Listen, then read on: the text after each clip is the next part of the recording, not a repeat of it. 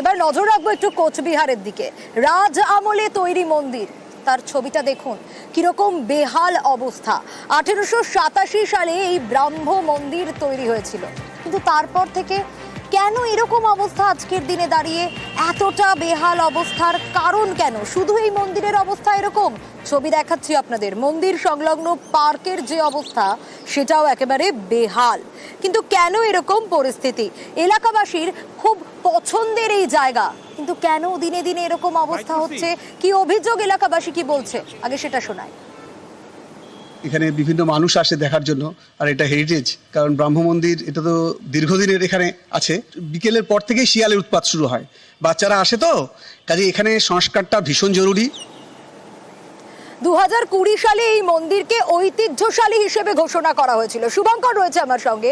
শুভঙ্কর, তাহলে 2020 সালে যদি ঐতিহ্যশালী হিসেবে ঘোষণা করা হয়, তাহলে 2025 সালে দাঁড়িয়ে এরকম অবস্থা কেন এখনো পর্যন্ত?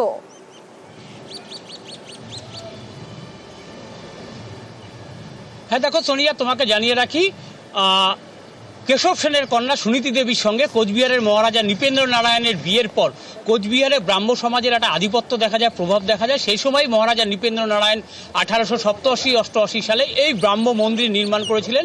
ব্রাহ্ম সমাজের উপাসনা স্থল ছিল এই মন্দিরটি।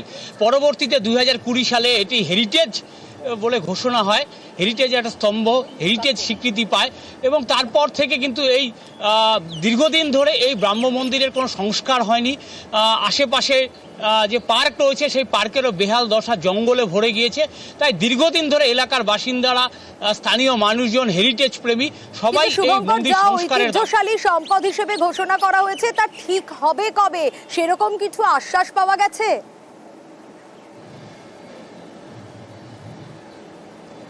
হ্যাঁ দেখো, গোটা বিষয়টি নিয়ে আমরা কোচবিহার পুরসভার চেয়ারম্যান রবীন্দ্রনাথ ঘোষের সঙ্গে যোগাযোগ করেছিলাম। তিনি জানিয়েছেন খুব শীঘ্রই এই মন্দির সংস্কারের কাজে হাত দেওয়া হবে। ইতিমধ্যে এই কাজের জন্য অর্থ বরাদ্দ করা হয়েছে।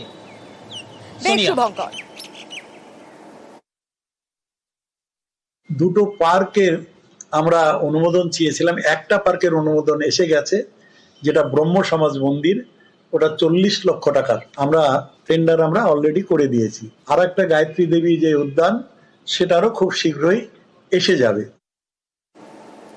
এবার শালবনির দিকে নজর রাখবো, তার কারণ সোমবার শালবনিতে পাওয়ার প্লান্টের শিলান্যাস হবে। কে এই শিলান্যাস করবেন? শিলান্যাস করবেন মুখ্যমন্ত্রী মমতা বন্দ্যোপাধ্যায়। বিদ্যুৎ প্রকল্পের শিলান্যাস করবেন তিনি। পাওয়ার প্রকল্পে কর্মসংস্থানের আশা করছেন এলাকাবাসী। শোভন রয়েছে আমার সঙ্গে, আরো ডিটেইল জানাতে পারবে।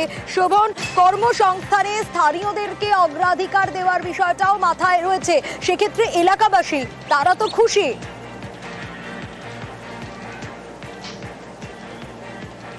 একেবারে দেখো, যারা জিন্দাল কর্তৃপক্ষ রয়েছে তারা কিন্তু জানিয়েছেন যে প্রথম পর্যায়ে কিন্তু প্রায় 5000 এলাকার মানুষের কর্মসংস্থান হবে। এবং এরকম খবর পাওয়ার পরেই কিন্তু এলাকার যারা সাধারণ মানুষ রয়েছেন, যারা যুবক রয়েছেন, যুবতী রয়েছেন, তারা কিন্তু আশায় বুক বাঁধছেন। কারণ হচ্ছে যে এর আগেও দেখা গেছে যে জিন্দাল প্রকল্পে যে সিমেন্ট কারখানা রয়েছে, সিমেন্ট কারখানাতেও এলাকার মানুষের কিছু কর্মসংস্থান হয়েছে। এবং তার পাশাপাশি কিন্তু তারা আশা করছেন যে নতুন করে যে এখানে এই ইস্পাত কারখানার মধ্যে, এই প্রেমিসিসের মধ্যে যে পাওয়ার প্ল্যান্ট হতে চলেছে, প্রায় 800 মেগাওয়াটের দুটি ইউনিট হবে এখানে, 1600 মেগাওয়াট পাওয়ার হবে 2000 একর এলাকা। আশা করছেন তারা, তার কারণ প্রতিশ্রুতি পেয়েছেন তারা। মুখ্যমন্ত্রী তাদের বলেছিলেন, কি বলেছিলেন মুখ্যমন্ত্রী শুনুন। আগামী 21 তারিখে বেলা 2টায় আমরা শালবনিতে জিন্দালদের পাওয়ার প্ল্যান্ট আমরা উদ্বোধন করতে যাচ্ছি। ইতিমধ্যে অনেকগুলো পাওয়ার প্ল্যান্ট করা হচ্ছে, কিন্তু পাওয়ার প্রজেক্টের শালবনিতেই হচ্ছে 800 মেগাওয়াট করে দুটি পাওয়ার প্ল্যান্ট, অর্থাৎ 1600 মেগাওয়াট সুপার ক্রিটিক্যাল কোল বেস থার্মেল পাওয়ার প্ল্যান্ট। জিন্দালরা খরচ করছেন 16,000 কোটি টাকার উপরে। তাছাড়াও তারা অনেকগুলো ইন্ডাস্ট্রিয়াল পার্কও করবে। এর ফলে এটা তৈরি হয়ে গেলে অনেক মানুষের কর্মসংস্থানও হবে। মুখ্যমন্ত্রী প্রতিশ্রুতি দিয়েছিলেন, সেটা শোনালাম। শোভনের কাছে আরো একবার যাব। শোভন, যেমন কথা তেমন কাজ।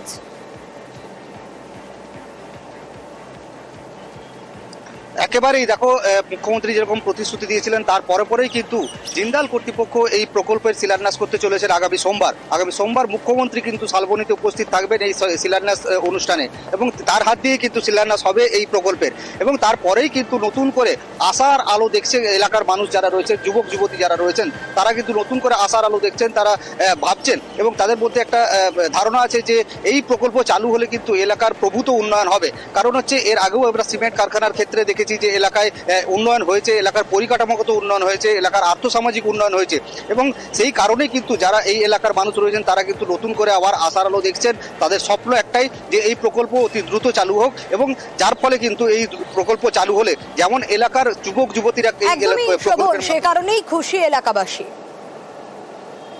কর্মসংস্থান তো কিছু না কিছু হবেই। যে আগে ওটা শিল্প হয়েছে আমাদের এখানে, বড় হওয়ার কথা ছিল বামফ্রন্ট আমলে, বড় হয়নি, এখন ছোট একটা হয়েছে একটুখানি জায়গাতে এবং পরবর্তীতে আরো পাওয়ার প্ল্যান্ট হবে। তো কিছু না কিছু তো উন্নতি অবশ্যই হবে, রাস্তাঘাটে উন্নতি হবে, কিছু না কিছু লোকজন যাদের যেরকম যোগ্যতা আছে তারা চাকরি অবশ্যই পাবে, কিছু ব্যবসা বাণিজ্য বাড়বে।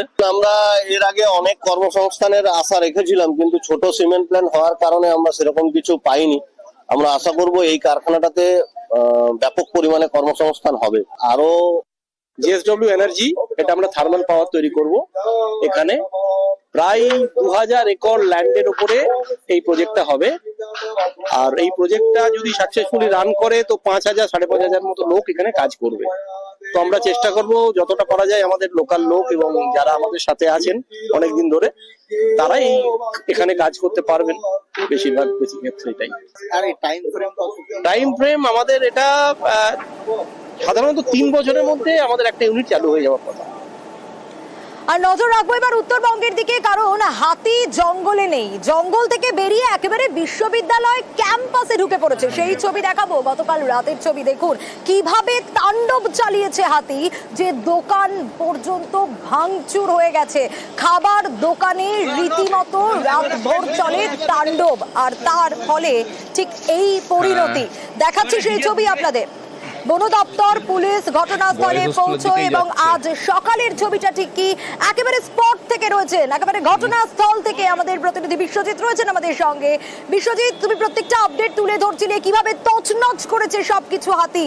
এখনকার ছবিটা ঠিক কি বলছে বন দপ্তর, এই যে ক্ষয়ক্ষতি হলো এর ফলে কি হবে এরপর?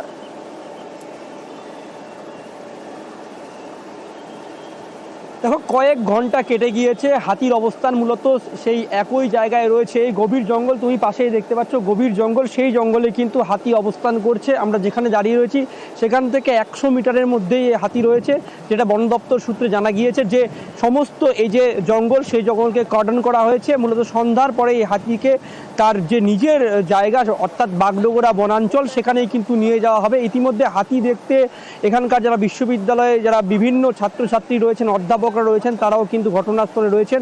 সমস্ত এলাকা ঘিরে ফেলা হয়েছে। মূলত বাগডোগরা বন দপ্তর ছাড়াও বামনপুকুরি রেঞ্জ, শুকনা স্কোয়াড, এলিফেন্ট স্কোয়াড, বিভিন্ন স্কোয়াড ঘটনাস্থলে রয়েছে। বিভিন্ন এলাকায় মাইকিং করে মূলত নিরাপত্তা ব্যবস্থা যাতে ঠিক থাকে সেই দিকে সচেতন করা হচ্ছে। বিশ্ববিদ্যালয় কর্তৃপক্ষ ইতিমধ্যে বিজ্ঞপ্তি জারি করেছে যাতে বিশ্ববিদ্যালয়ে যারা রয়েছেন তারা ঘরের মধ্যেই আবদ্ধ থাকেন, কোনোভাবে বাইরে না যান। অন্যদিকে হাতি দেখতেও কিন্তু উৎসুক যারা বিশ্ববিদ্যালয়ের শিক্ষার্থীরা, তারাও কিন্তু বিভিন্ন জায়গায় রয়েছে। মূলত তারা নজর করছে যে বিভিন্ন মাধ্যমে ক্যামেরাবন্দি করার চেষ্টা করছে। বেশ কিছুজন দেখতে পেলেও কিন্তু তারা ক্যামেরাবন্দি করছে। ইতিমধ্যে সেই ছবি আমরা দেখাচ্ছি যে সামনেই কিন্তু এখান থেকে 100 মিটারের মধ্যে হাতি রয়েছে এবং হাতির গতিবিধি কিছুটার মধ্যে কিন্তু লক্ষ্য করছেন অনেকেই এবং এই অবশ্যই আমাদের নজর থাকবে। বিশ্বজিৎ, বেশ।